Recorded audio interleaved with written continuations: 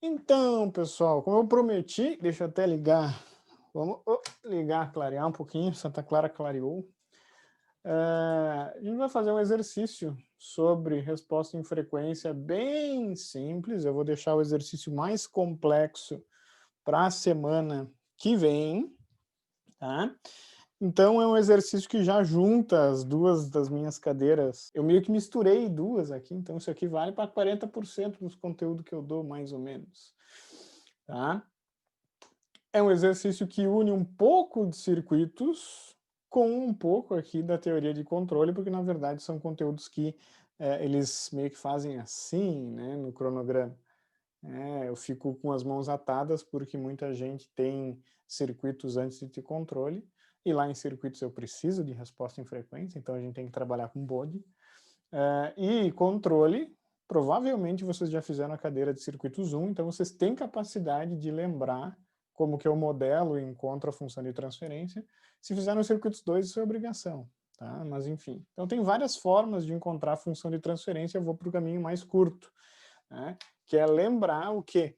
Que no indutor aqui, a reatância é J ômega L. Né? E se eu substituir o J ômega por S, basicamente a reatância no domínio da frequência desse indutor vai ficar SL. Tá? É J ômega L ou simplesmente SL. Da onde que vem isso? Vem da própria característica tensão corrente do indutor. Né? Se eu fizer a função de transferência de impedância do indutor, eu tenho literalmente SL. Né? Lembrem, rapidão, se eu tenho um indutor, a relação entre a tensão e a corrente nesse elemento, todo mundo sabe decorar, né? L di dt. Né? Todo mundo se lembra que V é igual a L di dt no meu indutor. Se eu aplicar Laplace aqui, eu tenho que V de S é igual a L vezes S I de S, menos aqui a condição inicial. Vamos assumir que a condição inicial de corrente nesse carinha aqui seja nula. Parênteses. Né? Isso vale também para controle, para lembrar, inclusive de sinais, que é outra cadeira que eu dou. Funções de transferência são sempre obtidas para condições iniciais nulas, porque a função de transferência estuda a reação a uma entrada e não a condições iniciais.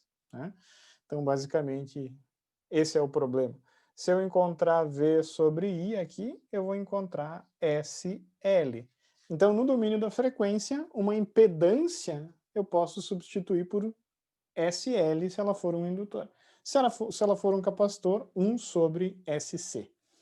Não é conteúdo propriamente de controle, mas é o que a gente está vendo, inclusive, começando a ver em circuitos. Né? Finalzinho de semestre, como a Tayla falou, né? A gente vê resposta em frequência lá em circuitos também. Então, o que acontece? Para encontrar essa função de transferência, eu posso encarar esse circuito como um circuito em que tudo é resistores, porém, esse resistor aqui, que é um indutor, na verdade, não é um resistor propriamente, vai virar uma impedância cujo valor é SL. Estou falando assim, bem... Os engenheiros eletricistas, se me ver falando isso, fica louco, né? Eu não estou nem aí. Né? Se vocês entenderam, que ótimo, foda-se. Deixem para ser técnico depois. Né? O fato é, essa impedância aqui vai ser SL, e vocês podem tratar isso como uma resistência e aplicar tudo de análise 1 básico, né? Inclusive divisores de tensão. Por exemplo, VO de S nesse circuito vai ser VI, que é a tensão de entrada de S, seja VI qual for, né? No domínio da frequência é VI de S, vezes SL, que nesse caso é 2S, mais 20, porque a impedância aqui, ó, em que eu tenho a tensão, dividido pela soma das impedâncias. Eu apliquei basicamente a técnica, é nem técnica, é divisores de tensão. Tá? Claramente, VO sobre VI se torna 2S mais 20 sobre 2S mais 200. Olha que coincidência, cara. É muita coincidência acontecer isso. Que alegria. O que acontece aqui, ó, pessoal? Eu tenho uma função de transferência, a partir da qual eu vou traçar o diagrama de Bode, que é a resposta em frequência. E com isso eu vou poder dizer, por exemplo, se esse filtro se comporta mais como um passa baixa ou um passa alta, se isso for um filtro.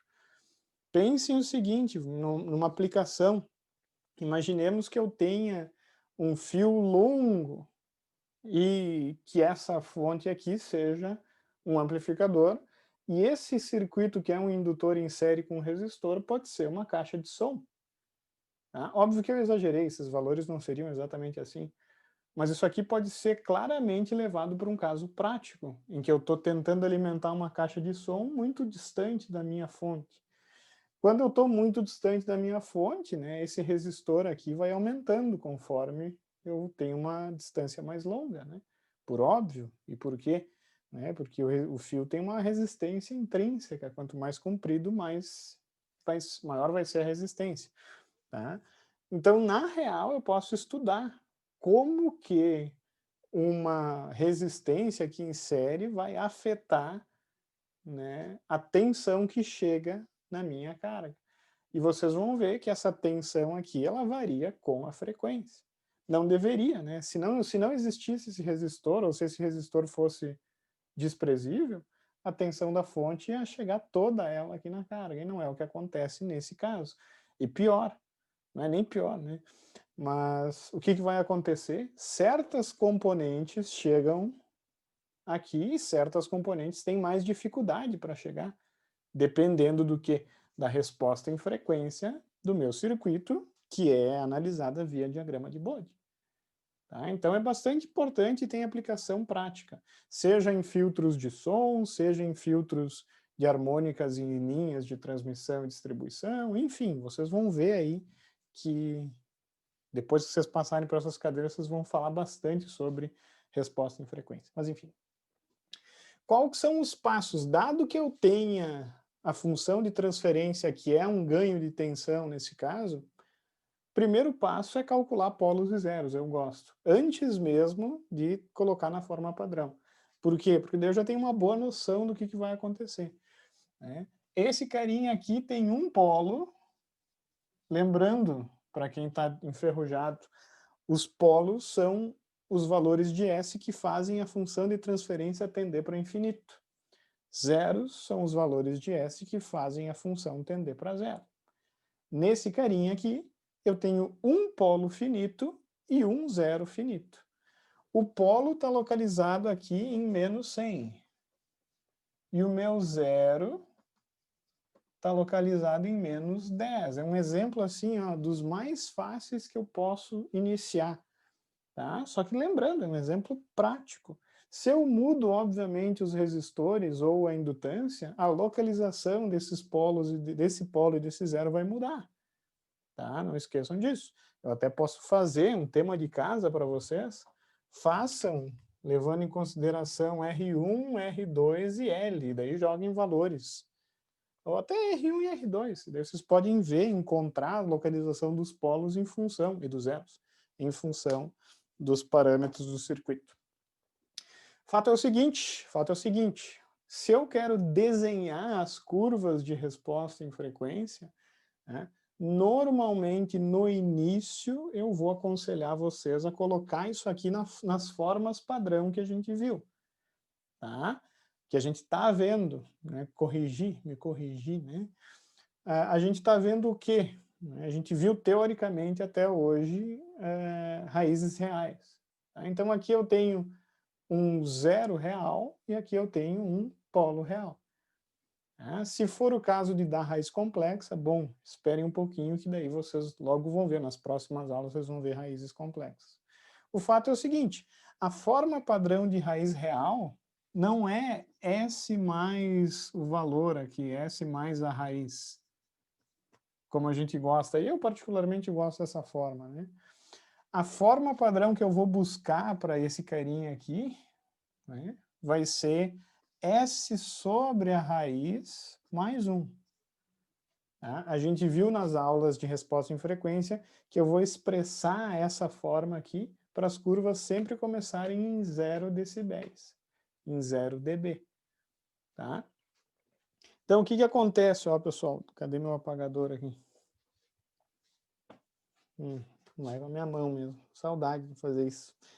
Então, o que acontece? Ó? Eu vou colocar tanto o zero quanto esse polo na forma padrão. Né? Primeiro passo para colocar na forma padrão é fazer algumas manipulações. Ó. Por exemplo, eu posso isolar o 2 e cortar. Né? Fazendo isso, o que eu vou fazer? Eu posso cortar aqui.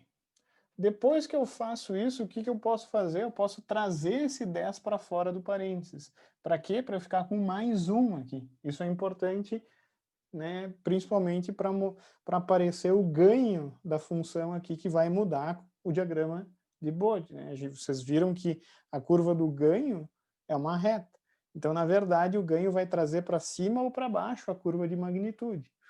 Então, trazendo esse 10 para fora, eu posso escrever 10 S sobre 10 mais 1 dividido por 100 S sobre 100 mais 1. Trouxe o 100 para fora também. Então, na verdade, agora eu estabeleço S sobre Z mais 1, que é a forma padrão, e S sobre P mais 1, né, cuja localização do zero é menos 10, a localização do polo é menos 100, né? Então, eu posso escrever isso assim, ó. É 1/10, já cancelei aqui, né? Eu tenho um zero simples e tenho um polo simples. O zero vai promover uma frequência de quebra em 10 radianos e o polo vai ter uma frequência, vai adicionar uma frequência de quebra em 100 radianos para essa curva de resposta em frequência. Lembrem-se uma coisa importante que vocês vou martelar todas as aulas. As frequências de quebra acontecem no módulo da raiz. Tá? Essa regra serve para a raiz real, tanto quanto para a raiz complexa. Então não tem galho. Tá? Se tu tem um polo, né, obviamente que não foi cancelado por um zero, tu sabe que na localização desse polo, né, no módulo da localização, ou seja, em 100 radianos, eu tenho uma frequência de quebra. Eu vou ter uma quebra no meu comportamento de resposta em frequência, assim como nesse zero. Tá? O que acontece nessas quebras? Bom, depende de que se eu tenho um polo ou se eu tenho um zero, ou se esse polo ou se esse zero é complexo. Tá? Então a coisa não é tão simples. Mas para a raiz real é relativamente simples. Se eu encontro um zero, a partir dessa frequência eu vou subir 20 dB por década, ou seja, a curva de resposta em frequência é afetada no sentido de subir. Se eu encontro um polo, a curva de resposta em frequência ela vai descer, tá? 20 dB por década. Obviamente que não afeta só a magnitude, afeta a fase também. Por isso que a gente estuda cada uma dessas curvas, né? Porque qualquer função de transferência pode ser expressa como um produto de várias formas mais simples, né? E daí o que eu faço? Eu desenho, nesse caso, 3 curvas. Uma para cada termo. E depois eu somo. Tá? Vocês viram por que eu posso somar na aula aí sobre decibel, né? Então, o que eu vou fazer? Eu vou traçar essas curvas separadamente. Magnitude e fase. E vou fazer um rascunho. Isso aqui é um rascunho tosco, né? Atroz da magnitude e da fase de cada um desses termos individuais. Por exemplo, se eu tenho 1 sobre 10, né, vocês sabem que esse ganho em decibel, né, essa curva desse ganho simples em decibel é uma constante, não é nem função da frequência. Eu nem tenho S aqui, ó, né, eu não tenho ômega aqui. Lembrando que a resposta em frequência eu substituo S por J ômega, né? Não esqueçam disso. E daí o que eu faço? Eu vario o ômega e vejo como é que vai ser o comportamento de cada um desses termos. Tá? Quem está com alguma dificuldade vendo esse exercício, tem que voltar e assistir as curvas, as aulas sobre as respostas em frequência de raízes reais. Tá? É impossível entender isso aqui sem ter visto as aulas. Né? É impossível eu fazer alguma coisa sem antes estudar. Até pode, né? Talvez sim, respirar, né? Caminhar, mas até Comer não caminhar, precisa né? estudar. Exatamente. Né? Mas até caminhar, né? É uma coisa que exige esforço. Hoje não, mas quando a gente era criança, a gente não caminhava, a gente teve que aprender a caminhar, né? Olha só. Tá? Então, assistam às aulas, não esqueçam. Tá? Isso aqui é um exemplo, né? Dado que vocês já entenderam como é que é cada curva dessas, né? Na resposta em frequência. Fica só essa observação para quem está vendo esse vídeo antes de estudar. Né? Então, o que acontece? 1 sobre 10, se eu calcular 20 vezes log, eu vou usar meu rascunho aqui, ó. 20 vezes log, né, na base 10 de 1/10, eu vou ver que isso aqui é 20 dB. Menos 20, desculpa. Menos 20 dB. Menos 20 dB. Tá? Então, o que acontece? O diagrama de Bode desse termo é uma reta, né, cravada em menos 20 dB. Na verdade, isso aqui é um ganho que atenua. Né? Não é propriamente um ganho, vocês têm que imaginar ganho aqui atenuando ou amplificando, não importa. Esse ganho tem uma curva de fase que é mais simples ainda, é 0 grau. Por quê? Porque ele não adiciona nada à fase e nem altera, né, a fase. Um detalhe importante, se esse ganho é negativo, isso é literalmente uma mudança de fase no sinal. Então, se entra uma senoide assim, se eu multiplico por menos 1, sai uma senoide em contrafase, 180 graus. Tá? Não é o caso. Tá? Mas pode acontecer, né? Especificamente quando eu tenho transformadores, isso é até comum. Né? Uma inversão de fase no secundário, por exemplo. Deu para bola. Essa curva, bem simples. Vamos para a segunda curva aqui, que é o zero. Então, isso aqui é um ganho, isso aqui é um zero.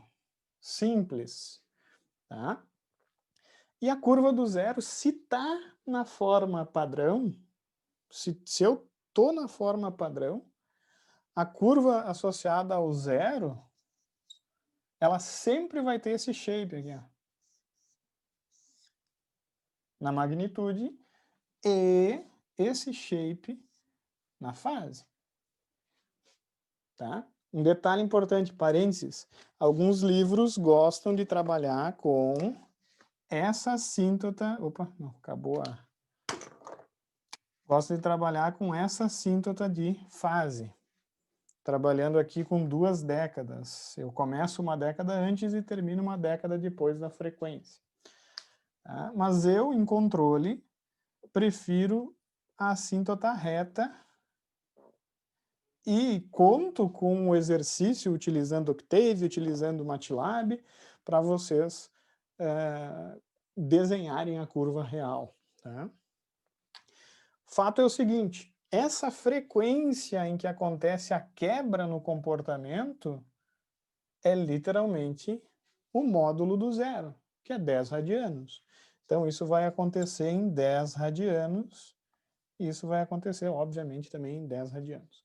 Detalhe importante, a inclinação dessa reta é 20 dB, ficou bem pequenininho, eu sei, desculpa, por década. 20 dB por década. Então, a partir da frequência de 10 radianos, esse circuito vai começar a aumentar a tensão na saída em relação à entrada. Né? Porque a partir da frequência de 10 radianos eu encontro um zero na função de transferência. E esse zero vai fazer a amplitude aumentar 20 dB por década de frequência ou 6 dB por oitava. Né? Lembrando que existem décadas, quando eu uso um produto de 10 vezes a frequência, né? A mais ou a menos, década acima ou abaixo, ou oitavas, né? E oitavas é 2 vezes a frequência. Sempre que eu dobro a frequência ou divido por 2, eu estou subindo ou descendo oitavas na escala logarítmica, não esqueçam disso. Essa curva de fase começa em 0 grau e vai lá para mais 90. Por quê? Porque o zero, no semiplano esquerdo, quando ele tem parte real negativa, ele vai avançar a fase do meu sistema. Tá? Isso para alta frequência. Para baixa frequência, ele não contribui em nada na fase. Tá? Essa é a curva característica do zero. Tá? O polo vai ter literalmente a curva ao contrário, né? Então, o polo simples que existe aqui, ó, isso aqui é um polo, né? Ah, quase que eu esqueci. Isso aqui começa em 0 dB, tá? Por quê? Porque se eu observar sozinho esse termo aqui, e se eu fizer o S tendendo a 0, ou seja, o ômega tendendo a 0, a frequência tendendo a 0, esse carinha aqui vai ficar 1. Um ganho unitário é 0 dB. Também por isso, como o ganho é 1, o sistema começa em 0 grau. Né? Mas as coisas começam a mudar quando a frequência aumenta, tá? Só para lembrar vocês, para quem está enferrujado nas curvas aí. Última curva que eu tenho que traçar aqui é a curva do polo simples, que é literalmente igual a essas duas, só que invertida. Tá? O polo simples eu venho reto até a frequência de quebra, que nesse caso é a localização 100 radianos do polo, né? E nessa frequência eu quebro 20 dB por década também, só que para baixo. A fase vem 0 grau e ao invés de avançar, ela atrasa 90 graus. 90 graus. Menos, no caso, né? E basicamente é isso. Não tem muito mistério. O que tu tem que fazer agora? Somar essas 3 curvas. Somar as curvas de magnitude, somar as curvas de fase, para ter o diagrama de Bode total do meu sistema que eu vou desenhar aqui, ó. Tá? Como eu gosto de desenhar, eu aconselho vocês a desenharem também, seguir mais ou menos essas regras. Eu gosto de começar, por óbvio, um pouco antes da primeira frequência de quebra que eu encontrei e termino um pouco depois da última. Né? Por quê? Porque eu tenho que mostrar para quem está vendo esse diagrama o comportamento do meu sistema antes e depois dessas frequências. Né? Senão eu posso incorrer em erros, posso cometer erros. Por quê? Exemplo, né? Eu vou traçar e depois eu vou fazer uma pergunta e vocês vão ver o que eu estou falando. Né? Se eu somo essas 3 curvas de magnitude, tá? Eu vou somar uma reta no início, né? Antes de 10 radianos. Eu vou ter uma reta, mais uma reta, mais uma reta. Constante, na real, né? Então, na verdade, meu comportamento, se eu somar essas 3 funções, vai ser uma reta. Vai ser menos 20 mais 0 mais 0. Então, esse sistema, pessoal, ele começa em menos 20 dB, porque a soma para baixa frequência. Vocês têm que lembrar que esse gráfico vai até 0, infinitamente até 0, porque está na escala logarítmica. 10, 1, 0, 1, 0, 0, 1, 0, 0, 0, 1, acho que até pulei 0, 0, 0, 0, 0, 1 e assim por diante. Como está na escala logarítmica, eu nunca vou chegar em 0, mas eu posso me aproximar bastante. Tá? Então esse gráfico ele vai infinitamente para a esquerda, continuando assim, uma reta. Mas conforme eu me aproximo dessas frequências, que são as frequências de quebra, eu vou ter alterações no comportamento, não esqueçam disso. Nesse caso, o meu sistema começa em 20 dB e segue esse comportamento até encontrar a primeira frequência de quebra em 10 radianos. Tá? Em 10 radianos eu encontro essa frequência de quebra aqui, né? Então eu vou ter uma alteração nessas curvas no meu diagrama de Bode. Que alterações eu faço? Bem simples, na real, né? A partir dessa frequência, eu vou somar uma coisa que está constante com uma coisa que começou a subir com uma coisa que está constante. Eu vou ter como resultado uma curva que sobe. Tá? E, na verdade, ela sobe com uma taxa de 20 dB por década, porque eu tenho aqui constante, sobe 20 dB, constante. Então, o resultado dessa curva, a partir de 10 radianos, é subir 20 dB por década. Então, essa curva ela vai começar a subir. Tá? A fase, como é que vai ser? Tá? Para baixa frequência, a fase vai ser 0, mais 0, mais 0. Ou seja, esse sistema começa para baixa frequência com fase nula. Tá? Começa em 0. E ele vem em 0 até encontrar a primeira frequência de quebra. Isso se eu usar essas assíntotas retas, né, que nem eu expliquei, porque eu posso estar usando as assíntotas que são mais chatinhas de desenhar. Nessa frequência eu vou avançar 90 graus. Por quê? Porque eu vou somar 0 mais 90 mais 0. Vai dar mais 90. Tá? Então a fase do meu sistema dá um salto, pelo menos assintoticamente falando, até mais 90 graus.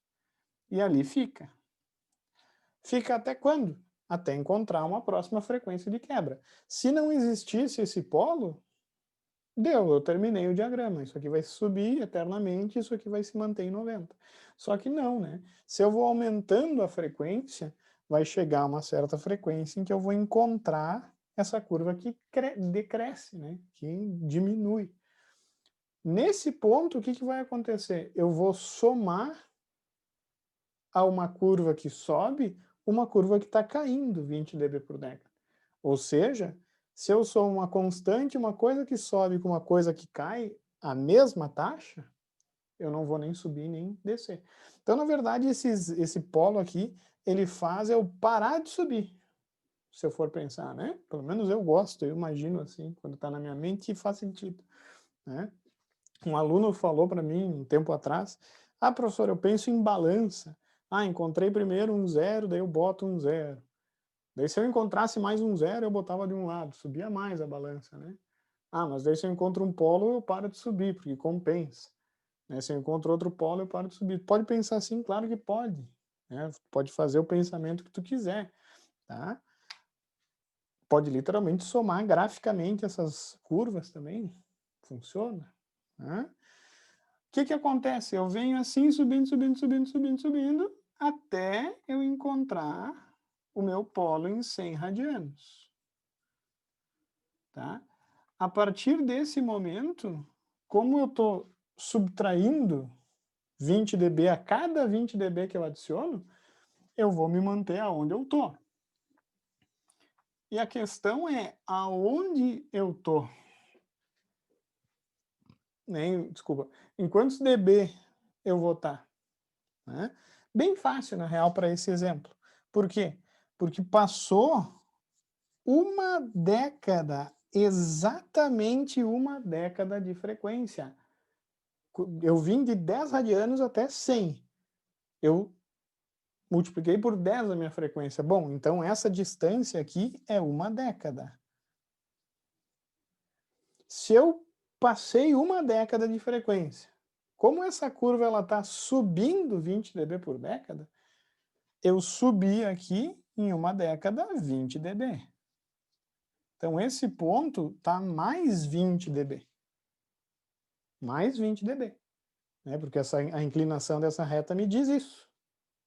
Se não é uma década cheia, bonita, se isso aqui não fosse 100, eu teria que calcular isso, né? Eu teria que calcular quantas décadas há. E é bem fácil de calcular, né, pessoal? Eu vou só fazer a razão entre as frequências e calcular o log disso. Bem simples. Né? Tanto que se eu fizer a razão, eu tenho 10. Log de 10 é 1.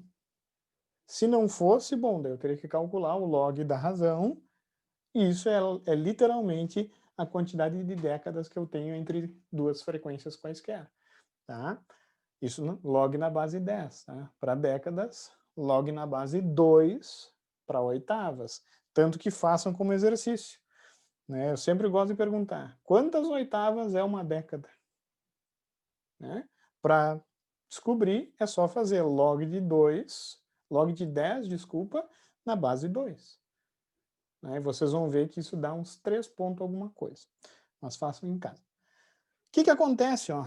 Se eu somo menos 20 mais 0, nesse ponto, que é a frequência de 100 radianos, eu tenho esse ponto aqui. Ó. Então, significa que eu tenho menos 20 mais 20, 0 mais 0, 0. 0 decibel. Decibéis? Decibéis. Seguinte, ó, pessoal. A fase é mais fácil normalmente, né? Porque eu só estou somando valores fixos, coisas que não sobem nem descem. Né? Por isso que eu gosto dessas curvas aqui. Nessa frequência aqui, para onde que vai minha fase? Né? Minha fase estava em 90, só que aqui eu vou somar menos 90, ó, que é menos. Significa que a fase vai voltar para zero.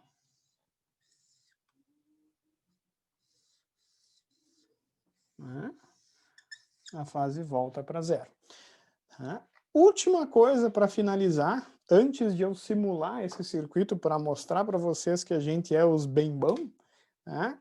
Eu preciso traçar a curva real.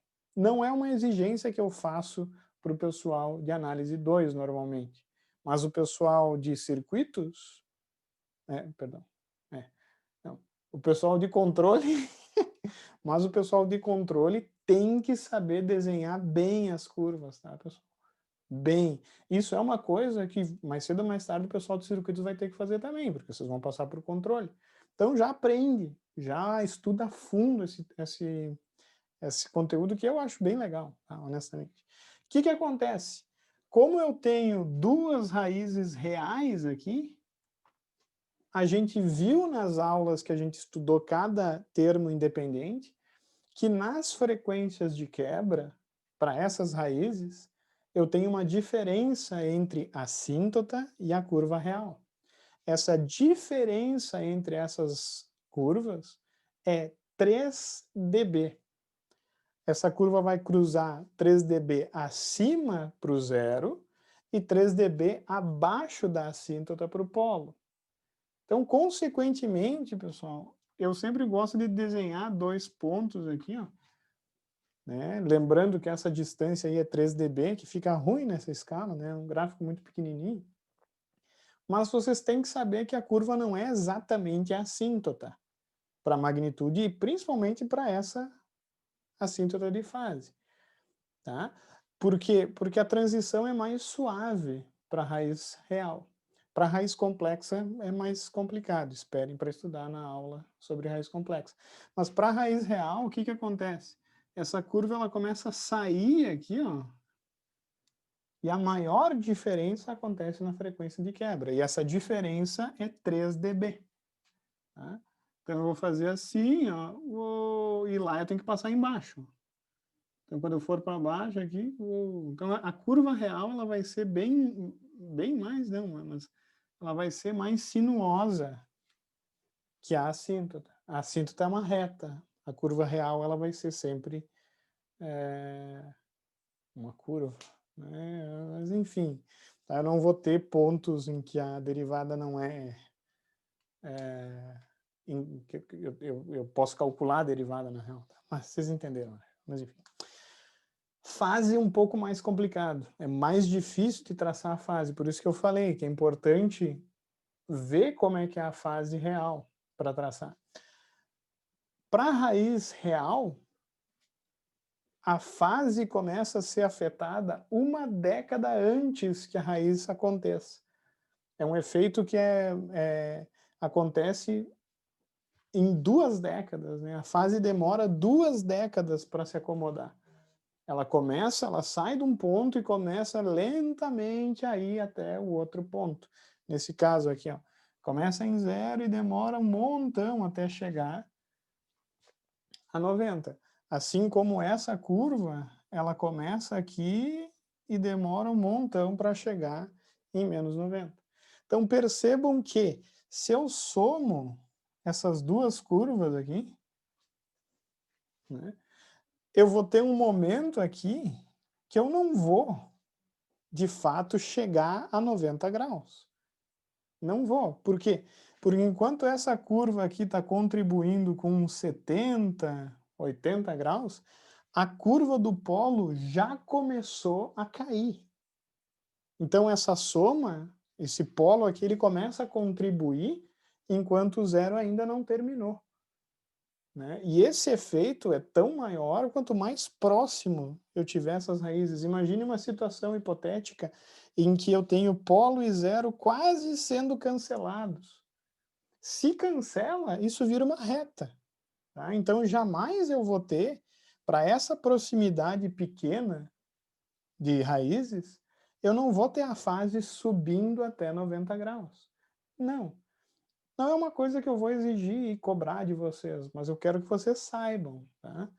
Essa fase ela vai fazer mais ou menos assim, ó, ela vai subir, só que não vai subir muito, ela vai subir pouco. Ela vai subir mais se as raízes estiverem bem separadas. Quão separadas? Se eu separo elas umas 3, 4 décadas, daí sim, daí essa fase ela belisca quase 90 graus lá. Tá? Mas se eu junto, coloco as raízes 2 décadas, 1 década e menos ainda, eu vou notar que essa fase ela sobe cada vez menos. Tá? Então lembre-se que a assíntota ela é uma guia, mas ela não é exatamente a curva, muito longe disso nesse caso. Não esqueçam desse detalhe. Por isso que se eu uso as assíntotas retas aqui, ó, né, eu vou perceber que eu tenho uma coisa assim, ó. Só que é chato de desenhar, na minha opinião. É uma coisa que, primeiro, só vale para a raiz real, tá? Só vale para a raiz real essas curvas. E segundo, leva mais tempo que a magnitude para traçar. Tá? Então, o pessoal de controle, eu me incluindo, prefiro usar a assíntota reta e me lembrar disso. Tá? Que as coisas são bem lentas para raízes reais. Está traçado o nosso diagrama de Bode. Eu quero agora, principalmente o pessoal de circuitos elétricos, entendam e interpretem os resultados desse diagrama de Bode. Para raízes, para frequências baixas, para o meu ômega tendendo a zero, lembrando que o ômega, ele vem esse gráfico vem infinitamente aqui, ó. Eu nunca vou encostar em zero. Por isso mesmo, se eu apresento esse gráfico a partir daqui, eu estou cometendo um erro, na real. Porque quem estuda diagramas de Bode vai achar que esse carinha tem um zero na origem. Porque desenhando assim, tu tá dizendo pro carinha, ó, esse carinha vai descendo infinitamente. Se eu começo a traçar um pouco antes dessa raiz, eu deixo claro que esse sistema ele não tem nenhuma raiz na origem, não tem, ó. Pode ver, eu só tenho raízes simples fora da origem. Ó, porque eu posso considerar a raiz na origem em zero, mas enfim, vocês entenderam. O que acontece? Esse sisteminha para baixa frequência, ele impõe um ganho de menos 20 dB. Menos 20 dB é 1/10. Né? Faz sentido isso para esse circuito? Vocês têm que notar que faz. Se eu faço ômega tendendo a zero, a reatância indutiva aqui vai tender a zero. O meu circuito que sobra nessa análise vai ser simplesmente um divisor resistivo, cuja resistência aqui do VO, que o VO está em cima, é 20 vezes menor não, né? Mas é 20 ohms, e a resistência aqui é 180. Se eu faço um divisor de tensão, fica 20 dividido por 200, 1/10. Tá? Mas isso por quê? Porque essa reatância aqui, ó, ela está tendendo a zero se ômega tende a zero. Tá? Conforme a frequência aumenta, essa impedância, que é o JωL, começa a aumentar. e naturalmente vai compor uma impedância aqui, ó, que vai aumentar o módulo. Consequentemente, VO aumenta no divisor. Só que esse aumento, obviamente, não é infinito para a tensão. A impedância vai tendendo cada vez mais a infinito. Mas conforme essa impedância tende para infinito, esse circuito começa a se comportar como um circuito aberto. E se esse circuito abre, a tensão da fonte vai aparecer toda aqui em cima da carga. Então, na prática, para valores muito elevados de frequência, tá, a tensão na carga vai se igualar à tensão na fonte. Tá? Então, na verdade, se eu estou pensando no exemplo lá de transmitir, se eu fizer isso, na realidade, as frequências baixas chegam atenuadas até o meu alto-falante, mas as frequências altas não. Se eu coloco uma frequência bem elevada aqui, né, essa frequência ela chega todinha na carga. Né? Por quê? Porque para as componentes elevadas de frequência, esse indutor aqui vai ser visto como uma impedância muito elevada. Tá? Detalhe importante, essa frequência aqui é função, obviamente, de R, L, né, e C, se existisse um C aqui, se tivesse um C, as frequências de quebra são função das relações entre as variáveis. E é bem fácil de ver, na real, né? O polo vai estar localizado em R1 mais R2 dividido por L. Né? Se eu aumento R, seja R1 ou R2, essa frequência aqui, ó, ela vai ser deslocada para a direita. Se eu diminuo R, isso aqui vai ser deslocado para a esquerda. Outra análise que é interessante de fazer, olhando esses dois gráficos, é imaginar o que acontece se eu uso uma indutância maior ou menor. Se eu uso um indutor pequeno, né, lembrando que um indutor pequeno pressupõe-se praticamente um curto, né, porque no sentido que eu enrolo um fio, eu vou aumentando a indutância, né? Então, se eu não enrolo esse fio, eu tenho uma indutância baixa. Se eu uso uma indutância baixa, né, nesse carinha aqui, essa frequência ela vai diminuir, né? Ela vai aumentar. Ela vai aumentar. Mas ela vai aumentar, desculpa. Ela vai aumentar, só que daí o que acontece? Esse zero também aumenta, porque eu tenho L também nesse zero, né? Então, na verdade, se eu diminuo a indutância, eu vou deslocando esses pontos cada vez mais para a direita. Os dois. Tá? Basta eu localizar os polos em função de RL. Então, honestamente, essa parte eu acho muito, muito divertida. Né? Para circuitos simples, que são os circuitos que vocês têm que iniciar os estudos, né, eu peço que vocês façam essas relações, principalmente se vocês já fizeram um circuito elétrico, né? Ou quem está fazendo circuitos elétricos. É óbvio que se eu aumento o grau do circuito ou do sistema, isso começa a ser bem chato de ser realizado, bem chato mesmo. Tá?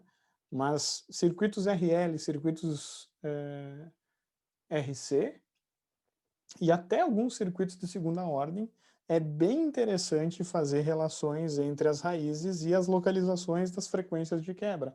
É assim que eu vou projetar circuitos, por exemplo, projetar filtros. Ah, eu quero filtrar certa componente de frequência, daí tu vai jogar um valor de capacitância ou um valor de indutância específico para fazer essas frequências mais para a direita, mais para a esquerda, isso aqui mais junto, isso aqui mais separado. Tá? É bem legal, acho super interessante isso. Mas enfim, espero que vocês tenham gostado do exemplo, bem simples, bem didático. Eu também, por algum motivo, eu senti que a aula foi boa, espero que vocês tenham sentido também isso. Falou? Fiquem com Deus. Hã? Mas... É nóis!